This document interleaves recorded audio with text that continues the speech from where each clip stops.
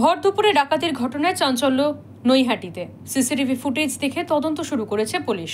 Police সূত্রে জানা গিয়েছে, নৈহাটি 1 নম্বর বিজয়নগরের স্বর্ণ ব্যবসায়ী প্রশান্ত দাস ও নিমাই ঘোষ দস্তিদার বাড়ির থেকে বেরিয়ে কাজের উদ্দেশ্যে যাচ্ছিলেন বাইকে চেপে।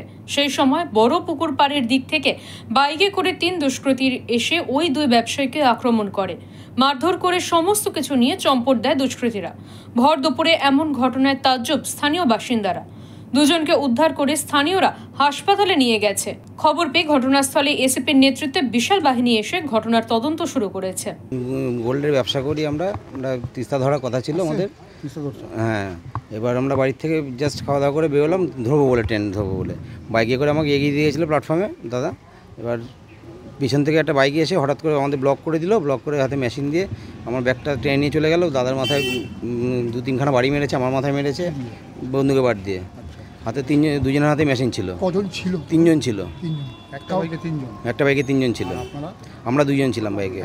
হ্যাঁ। কি নিয়ে গেছে ব্যাগে? আমাদের অর্নামেন্টসের ব্যবসা আছে, সোনার জিনিস ছিল আমাদের। ওই ছিল, মোটামুটি ভালোই ছিল। এখনও আনুমানিক বলা যাচ্ছে না, কতটা হিসাব করতে হবে। হিসাব না, লক্ষাধিক টাকা তো হবেই। কেন সোনার দাম? দুপুরে যে আপনার কাছ থেকে মেরে ধরে আগ্নেয়াস্ত্র মেরে দিয়ে আপনার প্রকাশ্যে ভর দুপুরে, এটাই তো অবাক কাণ্ড। এটাই তো অবাক কাণ্ড। এটা কতটা আতঙ্ক মানে আমাদের জীবন চলে গেল আমার। প্রতিটি ঘোষের রিপোর্ট, ওঙ্কার বাংলা।